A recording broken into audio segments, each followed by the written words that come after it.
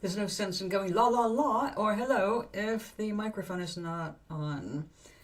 Okay, I have not gotten the chat up yet. That's why my phone's in my hand. But what I was doing before that was I've got a new product to try. It's not new in the market, it's just new to me. Cliff Bar Minis, crunchy peanut butter. I'm not a big peanut butter fan, but I do acknowledge it's good, quick protein if you need it. And I thought, hey, I have some money on my account I have to use or lose, so I'll get some junk. Well, I was just looking up at 110 calories. What does it take to get rid of 110 calories if I don't want this caloric issue here, as in gaining weight when I don't want to? And it takes approximately 15 to 30 minutes to walk off this little snack. 15 to 30 minutes of walking, which is good for you. I'm not going to argue against walking, but when you start adding up all these little snacks, and this is small. Now, this would be plenty to satisfy me because I go back and forth on sweets and all kinds of stuff like that. But I have been on, having those days here and there throughout my life where I'd be likely to eat 3 of them, which is now, let's see, if I'm a slow walker, let's assume it's half an hour walking to wear off one of these. So an hour and a half of walking just to get rid of that snack, which I didn't have, but I could see myself having. This is how people grab snack size, mini size. It's like, yeah, but that's all you're supposed to have is one of those instead of a handful of them because they're small. So I'm not really in the mood for it at the moment, but I grabbed it because I have some good hot tea here, and I thought, just in case, because it's really, my whole schedule is off today. I have spent the day, or the morning, setting up a neighbor's pad. And I didn't even know what I was buying other than she needed an Android-based pad. And it turns out to be a Google pad. So it's Android 14, so the price came down quite a bit and she could afford it. She's 82. And she uses very limited things. She doesn't need a million apps.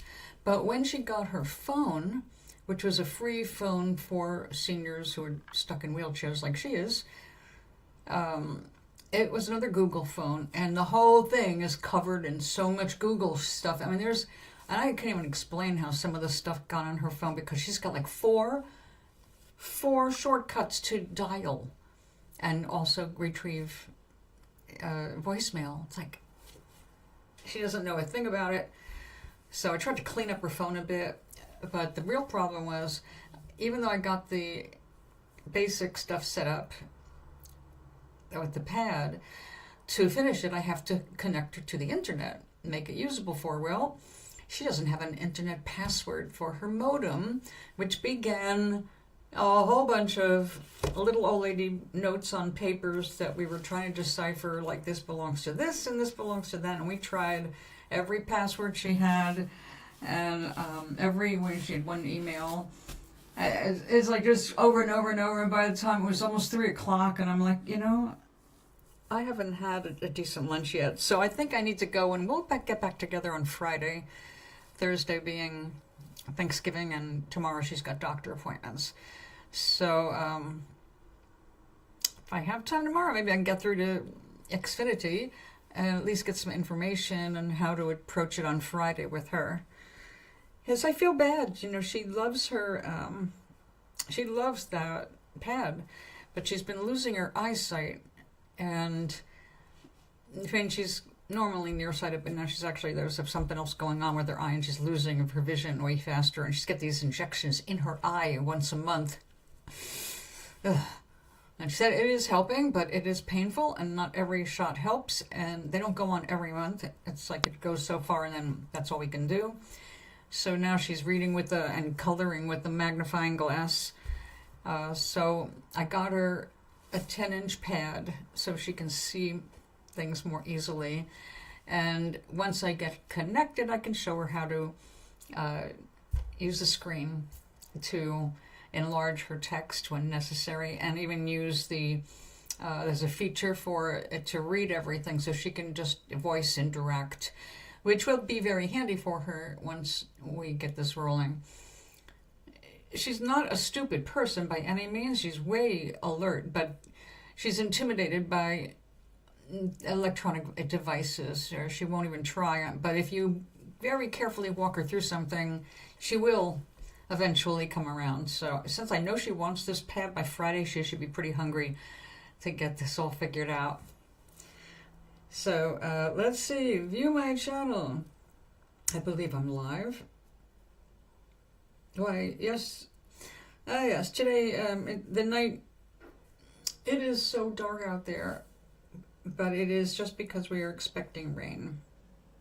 And I'm just trying to get to my channel.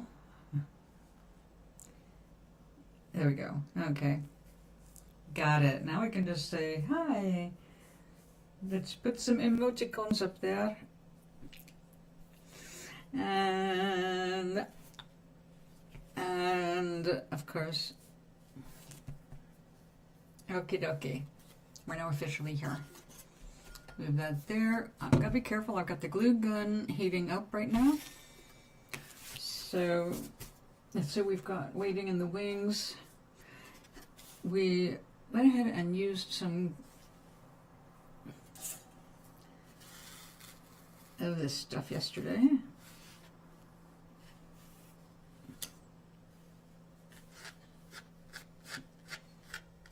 Oh, good, good, good. Yep.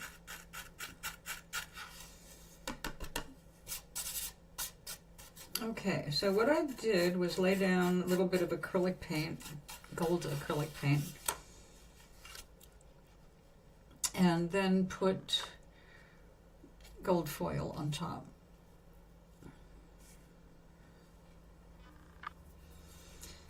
I'm so glad that we have gold foil and we don't have to rely on gold leaf anymore, especially with the price of gold right now.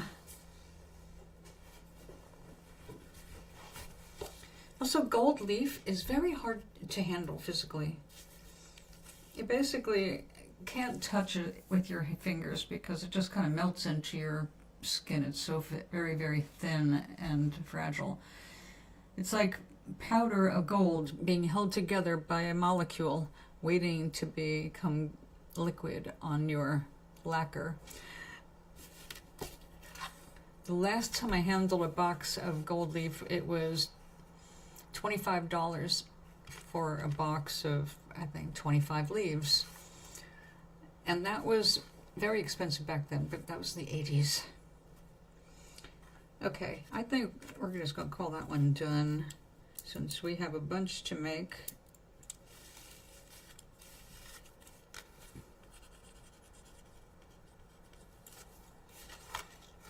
Okay. Yeah. Hey. Thank you. Back. Oh yes, okay, we've got this one.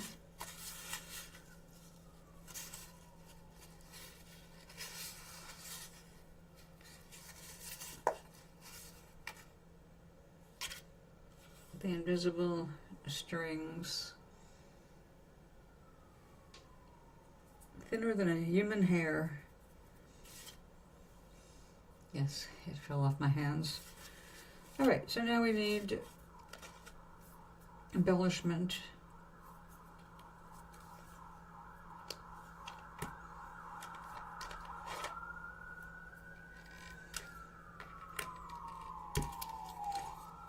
Like we have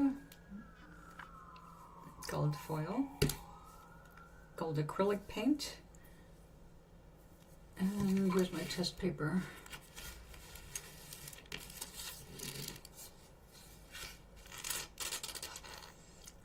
And that spattering is why we always test it first. I always regret it when I don't.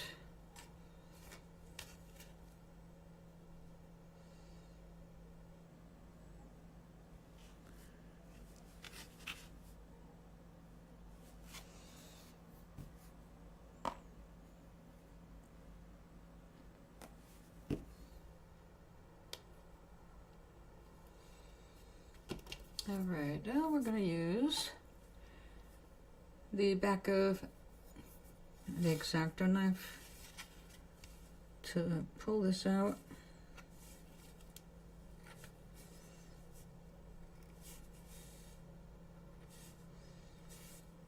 And I have to try not to dawdle too much because it dries very quickly since I'm working on watercolor paper.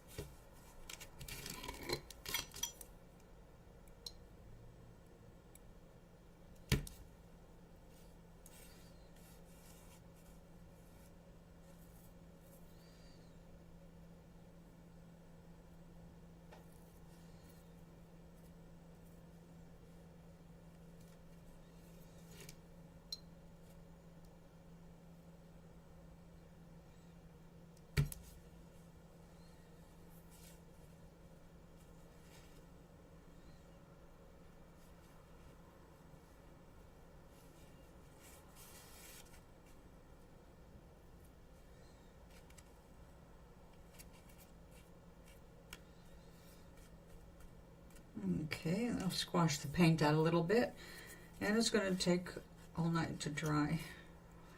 But that's okay. We always work in stages around here because so many things need to be built up in stages. Like this.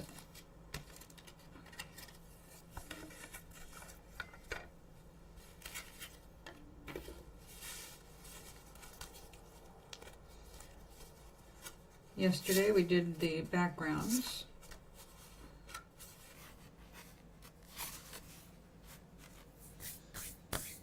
And today I wanted to do the candles.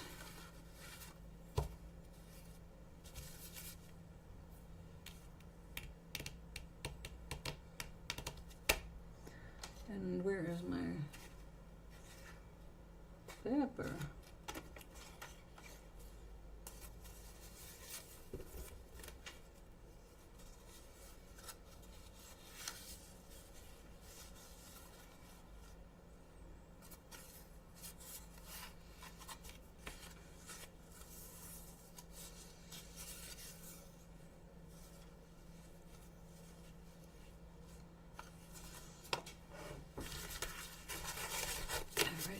We're going to use the cutter. Oh shit.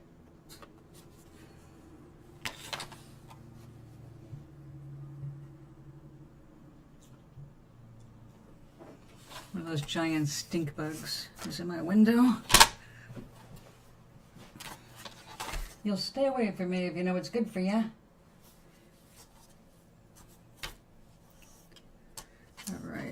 Let's see if we can get any kind of consistency. We probably won't.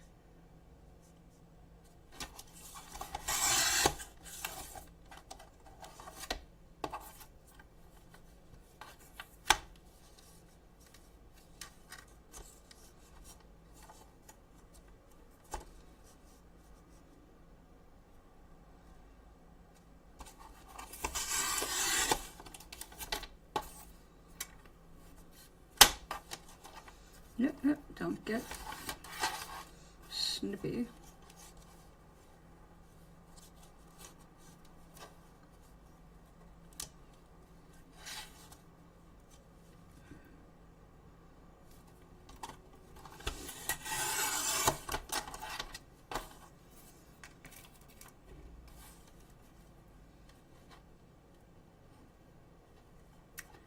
This is going to be a little harder.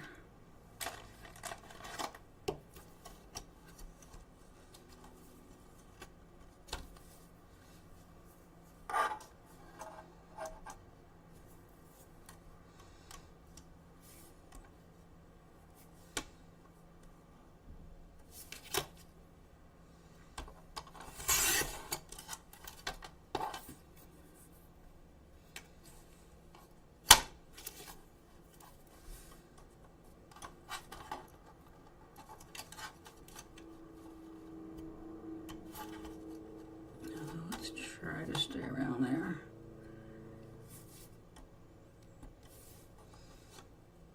Oops. Loosen up a little.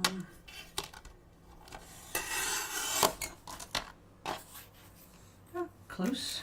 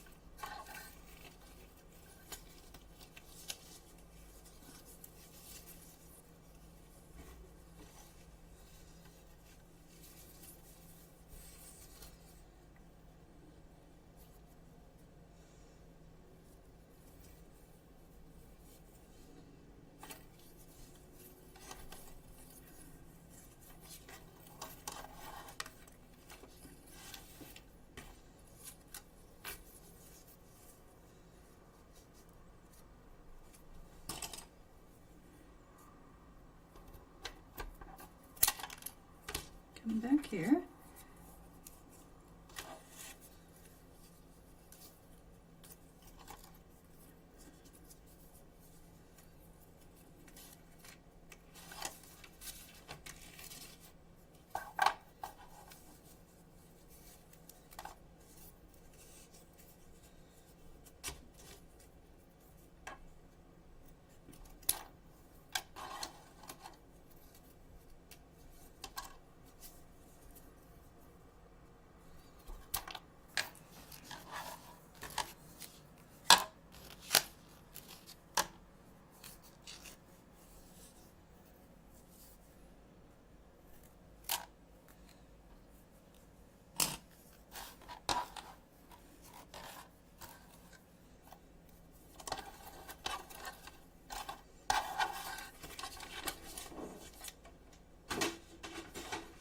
Yeah, I see you.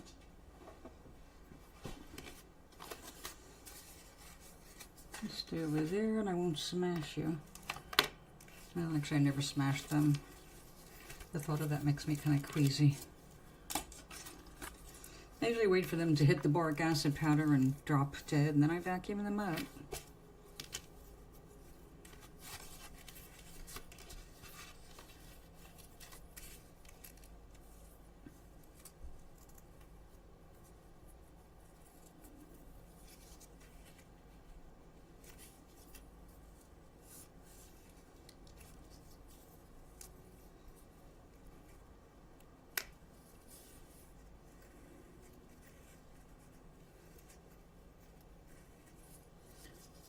Okay, get you out of the way.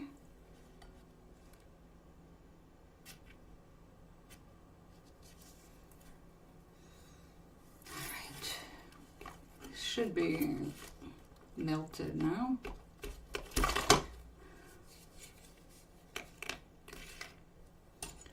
Dangerous tools. Like the one I just dropped. It's got a bitey end. There you go.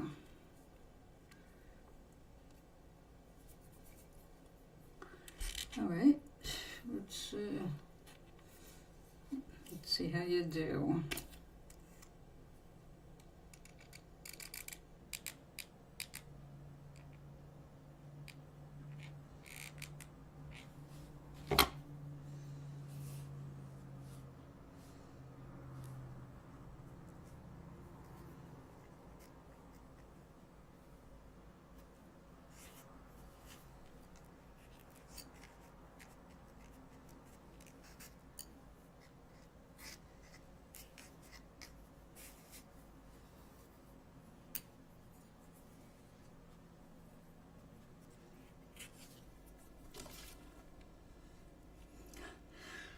This stuff is like angel hair everywhere. Oops.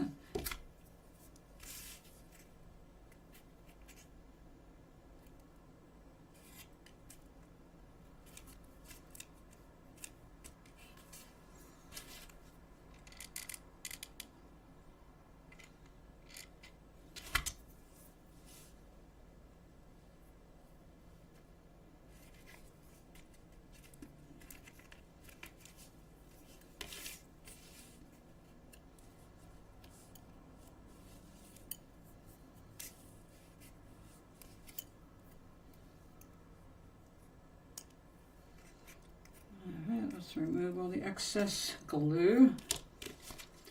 That is the downside to hot glue.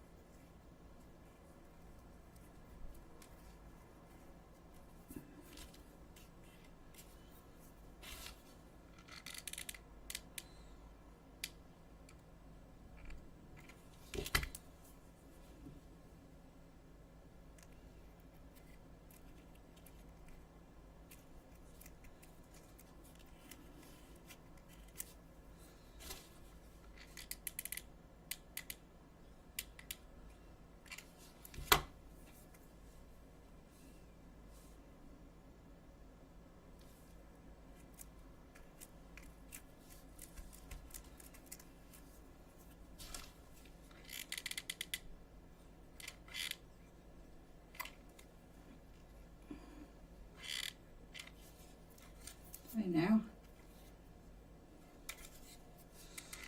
make sure it gets the grabby thing grabs it.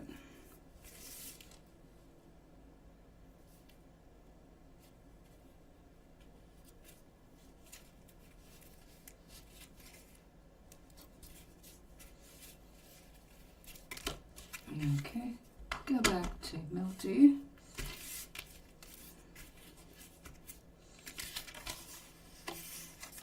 And that one did not leave as much hair behind. I think we got that. Oh, it doesn't come off in the processing. It'll most likely come off in the post office.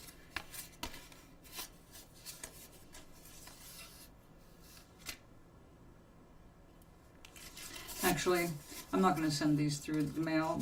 I'm going to stick the postcards inside envelopes because I don't want these things getting caught on machinery and messing up the machinery or the card.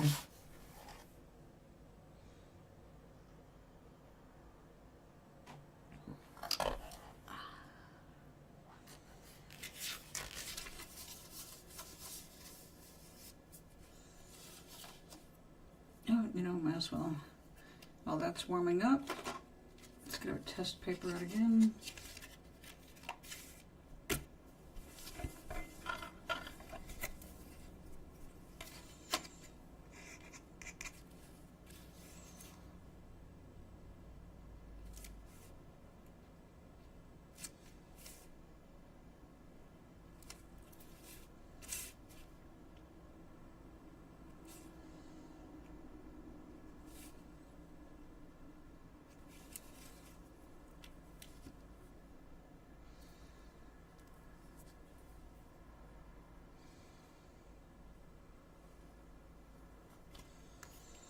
Alright, these must dry. And we'll move on to the next thing. How you doing? Oh yeah, okay, this one is definitely done enough.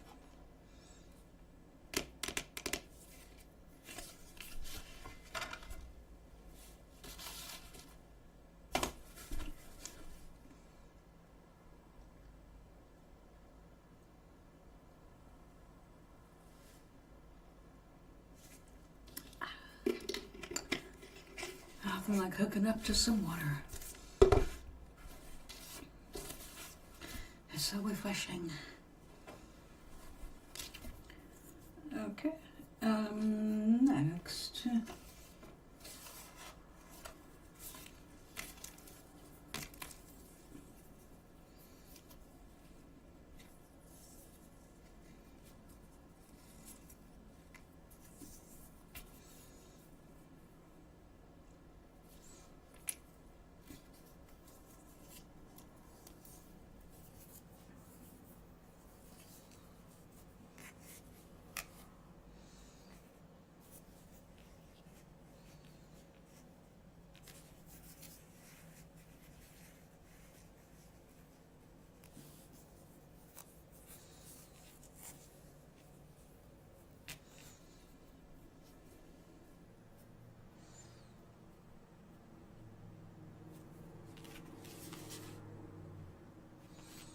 No, different, but you.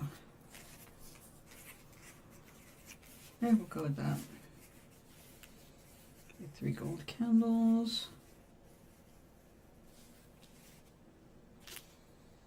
Okay. Are you a melty?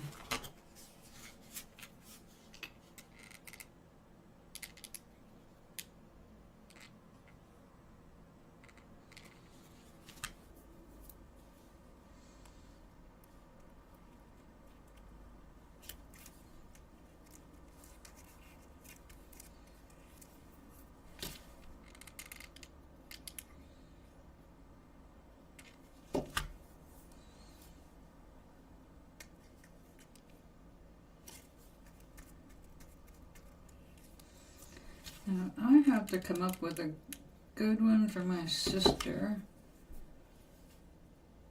Her candles will have to number 9.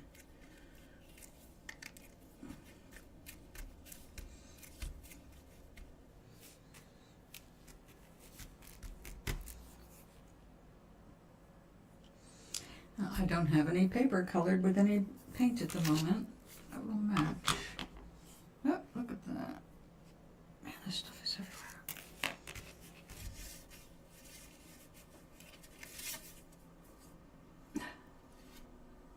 Mm-hmm.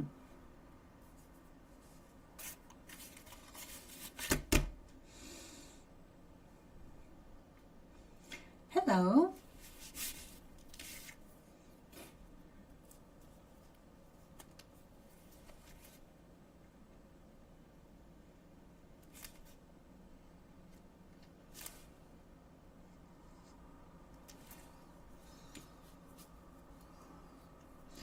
Now tomorrow, these will be getting gold leaf, or actually gold foil. Gold leaf means real gold. We will never be using real gold on a card unless somebody else supplies it and they commission that work.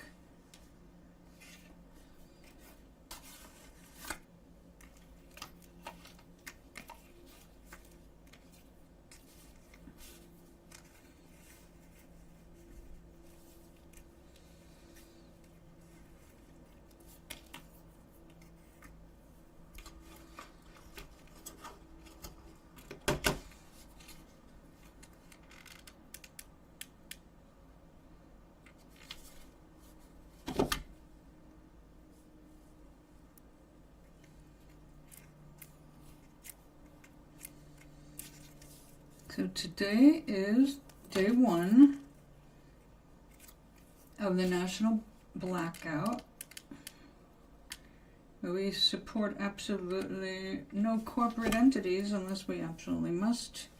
For example, obviously I'm supporting one to a certain degree by broadcasting today, but the blackout goes from today until December 2nd. The idea being, if you need to buy something, like food or gas, try and do it from someone small and local.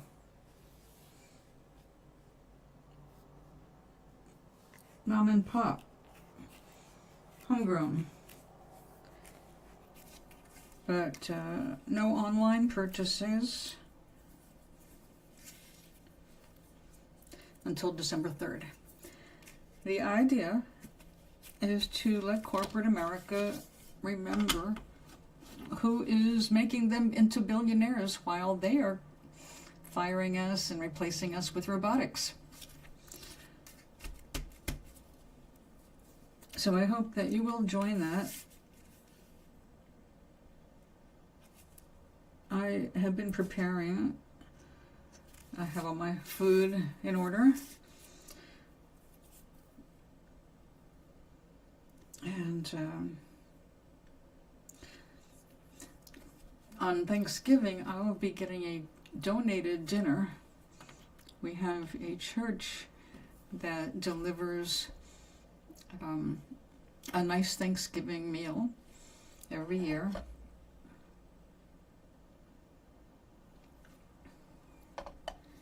And when I first moved in, I did not sign up for anything like that. But then somebody didn't want their dinner, and a friend of mine in the building came by with it and said, "Hey, we got an extra roast beef dinner. Would you like this?" And I just happened to be going around going, what am I going to eat tonight? And there it was. The cool thing about it, although the dinner itself is, I mean, it's impressive because they made this for so many hundreds of people. I mean, hundreds and hundreds of people. And so, of course, I'm really grateful. But what's really cool is there's a local bakery that from Thanksgiving and Christmas, for these church meals, they make these little fresh pies. And they are, you know, they're rushing them out because they're still pretty pale. They're not really baked. But the good thing about that is you can go ahead and do it in your oven if you want. Usually I give my extra food to other people in the building who are in worse shape than me. So I usually don't eat the pie. In fact, so far I haven't eaten one. But you never know. I guess it depends on what it is. For some reason, we always get blueberry. Maybe if it's a peach, I will keep one.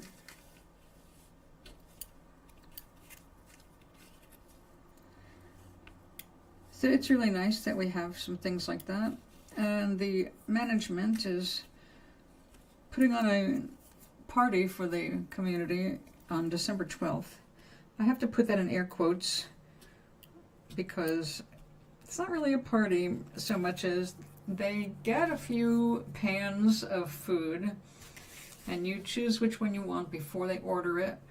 And then you just get these trays of food and open up the kitchen and put them out and hand you out paper plates. Well, by the time you get it, it's cold.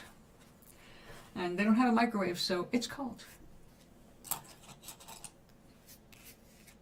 But we do live here, and if we're that uncomfortable with anything, some of us actually have the meal brought up to our apartments rather than eat in the community for various reasons. We've got people who are very sick here. We've got one guy who used to come down to all the stuff, but he's just had bladder cancer surgery, and he's not doing so great right now. He's still in first stage of recovery, which is a real sucky place to be. So we're going to try and cheer up people and make extra stuff and share it. I got somebody hooked on my sesame maple crisp. So I will be making some of that tomorrow. And maybe tomorrow I'll start off with a kitchen stream. I have to say today, for my kind of late breakfast, early lunch, I had some leftover lentil soup that I made. And I saved myself a little bowl of it. But when I made the big pot of it, I texted a bunch of people in the building and actually made 2 pots of it. And it was really nice to be able to give people some hot soup that I knew was really good and really stuck with you kind of stuff and healthy. And they all really enjoyed it, so I'll be doing it again. But I saved myself a little bowl. It was even better after being frozen and defrosted. Just all the veggie gets a chance to, you know, meld flavors.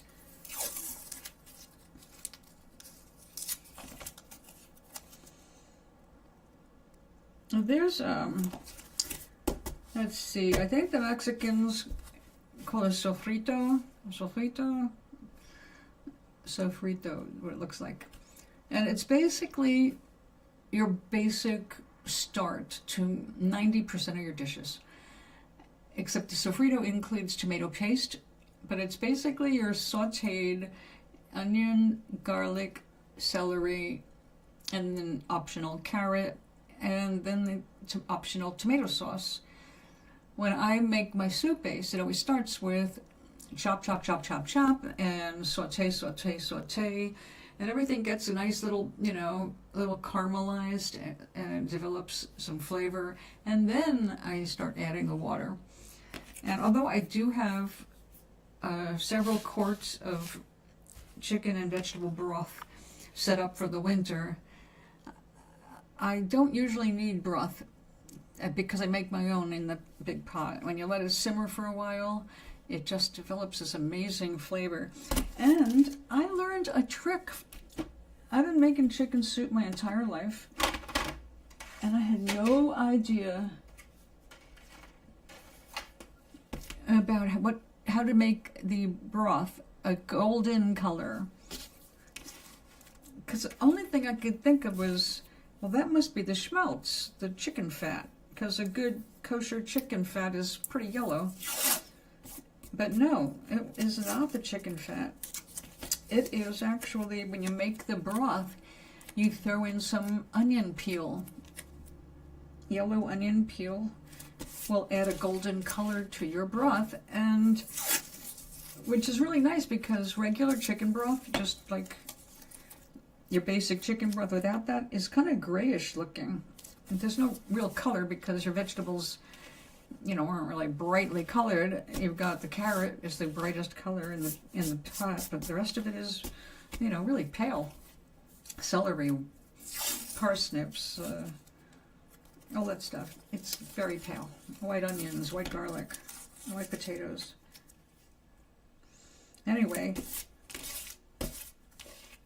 our own oinkness, our late great Maud, Julie, she was the one that kept reminding me about, like every week she'd get her groceries delivered, and her first day of getting everything put away and all was also chopping that day. She would just chop up a bunch of stuff that you used to start your meals with.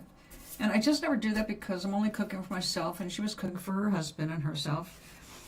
So I was like, for me, by myself, it's not worth it. I'm not cooking that much. But then I did it. I just chopped up a bunch of onions, a bunch of carrots, a bunch of celery, and stuck them in the refrigerator. And just being able to like sprinkle them into a pan, it's like, oh, it's already done. 1, 2, 3. And then you start the whole process. And it's just such a nice way to cook anymore. So I did get a bottle of sofrito to see what that was like compared to what I make. And I found that basically it's really bland because it's a jarred product. It's been cooked in massive vats, not your little home cooking pot. So the flavor, you know, needs to be brought up anyway. But it did have everything that I usually throw in to the pot except for tomato paste. I'd use that, but I almost never use it in soup. I'm going to try that though because I saw a recipe for a lasagna soup. And I do love lasagna occasionally. But, oh my God, if you make it the old-fashioned way, it's an all-day project. All simple steps. It's just very tedious, and patience is involved. And when I'm in the kitchen these days, I don't really want to use a lot of patience. But having all that stuff ready to go is just such a time saver. It's worth chopping everything up one day, and then all week it's throw it together, 1, 2, 3.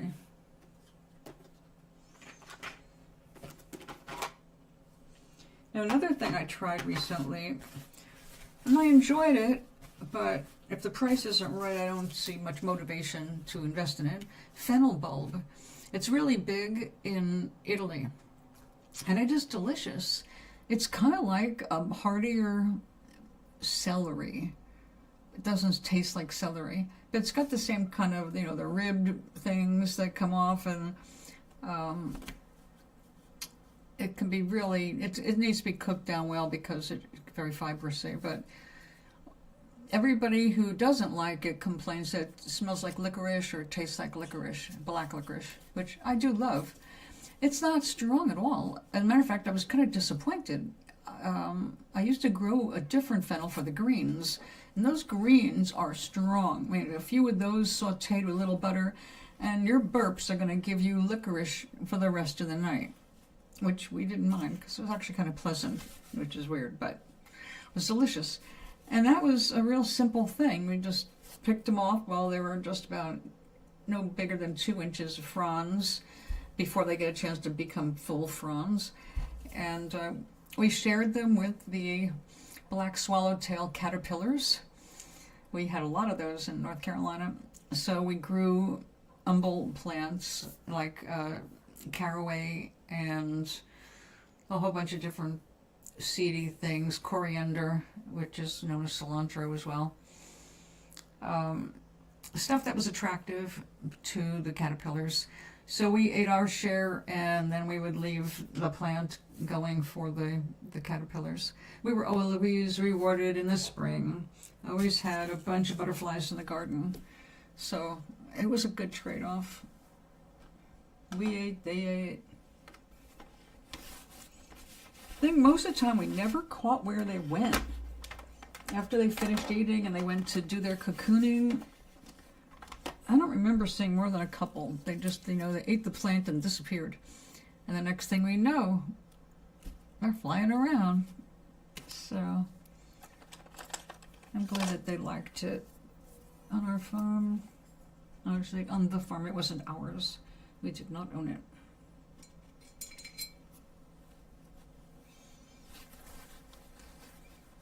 If we had owned it, it would have been much different.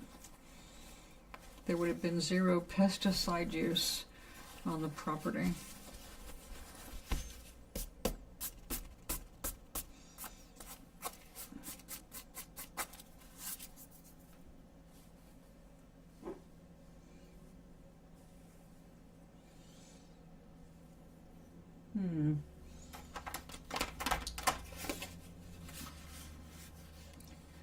Okay, I guess we're still going to go with the pink and the purple, pink and purple. I know that some of the people here just love pink and purple together.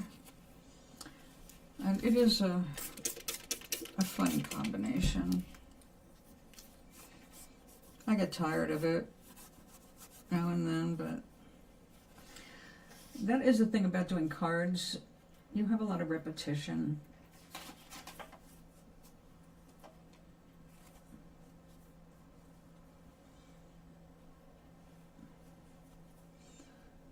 When my father first started his business as a book publisher, he had a whole secretary pool.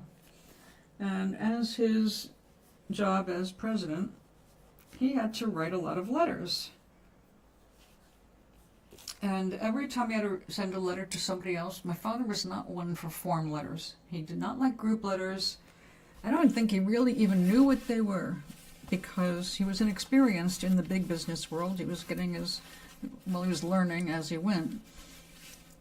So every time he had to write a letter basically saying the exact same thing to a different person, he reworded the letter so that it would never look like he was just repeating himself over and over, but that is what he was doing. And finally, the head of the secretary pool asked him to please stop doing that. So we cannot, see, that was before we had copiers.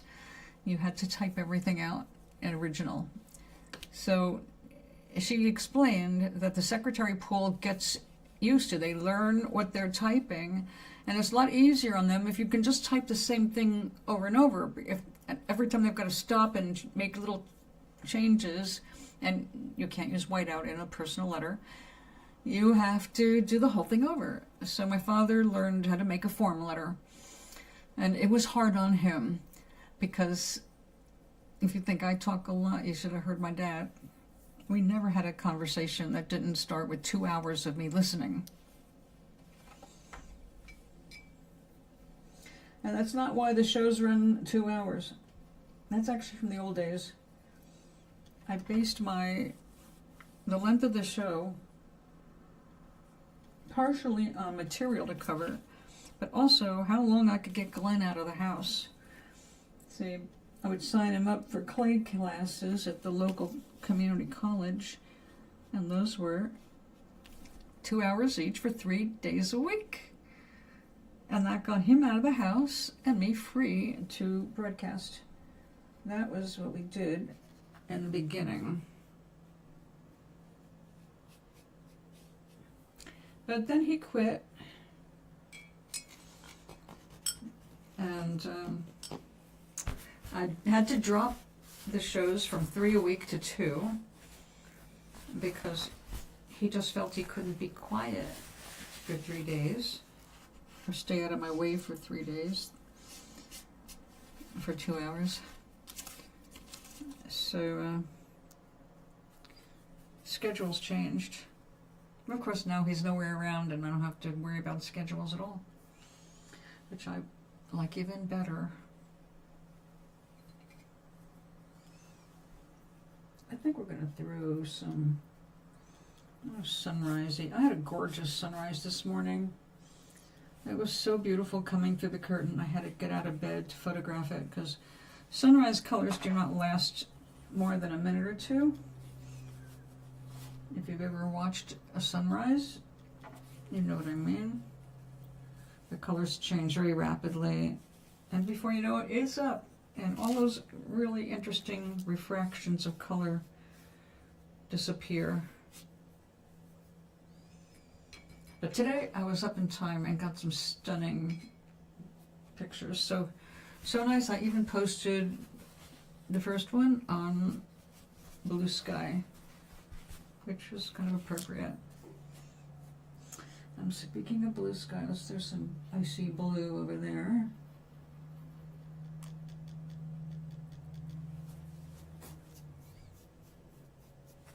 Oh, you're getting too dry. Stay wet. I need you getting all over the place.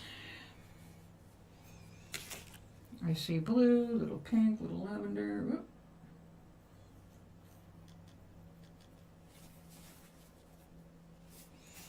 That is nice and pale.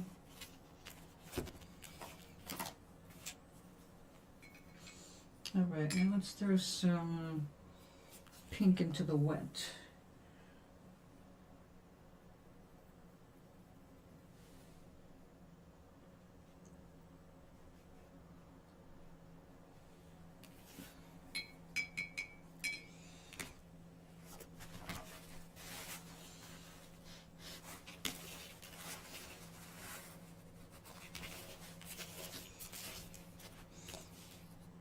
Don't go too far off into the corners. It's a problem if you can't keep your paper flat while you're working on it. Now things are going to be glued on top of these, so we don't have to have certain distinctions I might like otherwise. I'm really glad I skipped the Thanksgiving cards. Last year, I pushed too hard, and I did so many pumpkins and mice and some flowers. I really got burnt out on it. We'll wait until next year.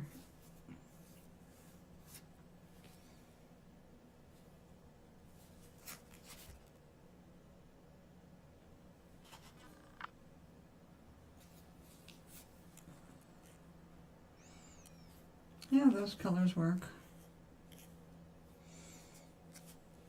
Okay, how about you darker ones? Oh yeah, that's gonna kick ass. Excuse me. Alright, we get back to you. Your colors they're moving. too much where I don't want them. Alright, dry a little bit and then I'll come back and add more color.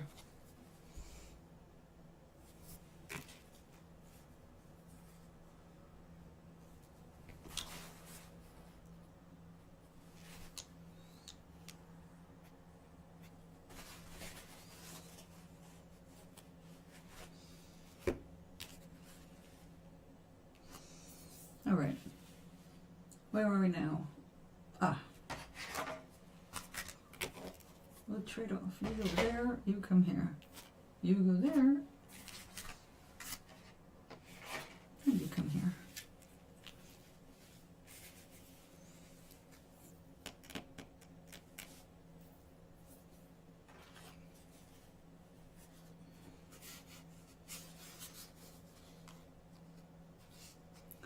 I think it's still wet.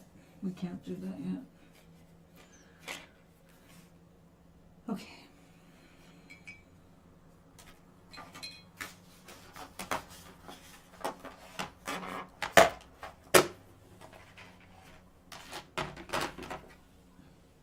No, I think we'll leave the foil for tomorrow. I'll make sure I turn this off.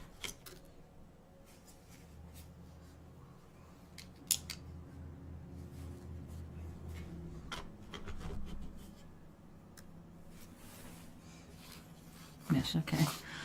Double check. You don't want to walk away from the table and leave things on fire.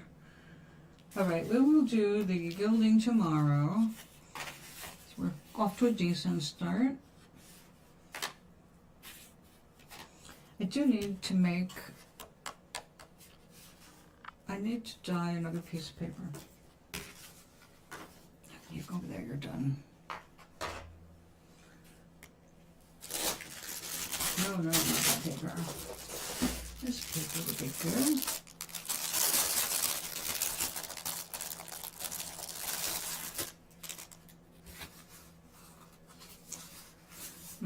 No, that's actually too nice for that.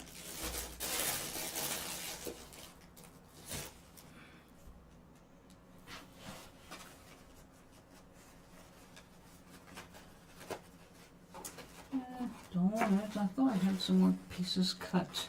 Ah, well, I need a little more than that. Yes, I do. Uh-oh.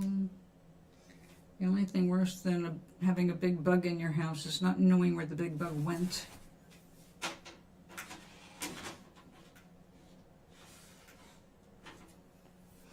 There aren't a whole lot of things that make me nervous anymore. I'm not very neurotic about bugs after 17 years of working in the garden. But I still jump when I'm startled. And the stink bugs, they freak me out. Which they shouldn't. I mean, it's not like they're going to kill me or anything. I just know how offensive they can get if they get pissed off at you. So I'm going to put my brushes away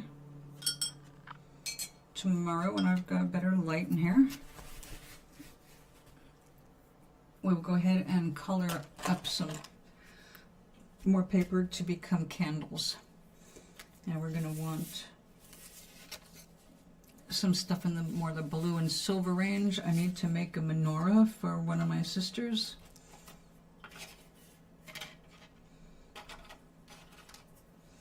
I may not be religious, but she is to a certain degree. Fortunately, she's not a fanatic. We do not have any religious fanatics in our family anymore. They have all passed into the great beyond. Okay, darlings, thank you for being here. Please remember to give me a thumbs up. It's so good for the algorithm. Also for my feelings. I see the thumb up and I feel good.